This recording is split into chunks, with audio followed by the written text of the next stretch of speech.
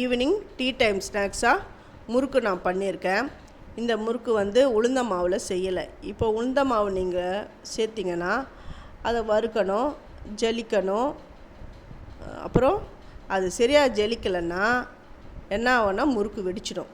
அதனால் அதை ஜலிக்கணும்னா அதை நல்லா பொடிச்சிட்டு 2-3 தரம் நல்லா ஜலிக்கணும். இது அப்படிலாம் கிடையாது. இது பொட்டுக்கடலை தான். அந்த பொட்டுக்கடலையை நல்லா பொடி பண்ணிவிட்டு பொட்டுக்கடலையும் ஜலிக்கணும்.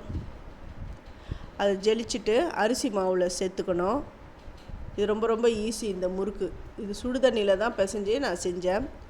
இது எண்ணெய் நல்லா சூடாக இருக்கணும். அப்போ தான் இந்த முறுக்கை போட்டு செய்ய முடியும். நம்ம ஆல்ரெடி ஹாட் வாட்டர் போட்டு பிசைஞ்சதுனால அந்த ஹாட் வாட்டர்லேயே கொஞ்சம் அந்த மாவு வெந்துடும். செம்ம கிறிஸ்பாக இருக்கும். நீங்கள் இதை செஞ்சு பார்த்துட்டு எப்படி இருந்ததுன்னு எனக்கு கமெண்ட் பண்ணுங்கள். இந்த முறுக்கு ஃபுல் டீட்டெயில் வேணும் அப்படின்றவங்க என்னுடைய சேது சித்ரா கிச்சனில் போய்ட்டு பாருங்கள். நான் கிளியராக எக்ஸ்பிளைன் பண்ணியிருக்கேன். மெஷர்மெண்ட்டில் அதுலேயே நான் சொல்லியிருக்கேன். தேங்க்யூ.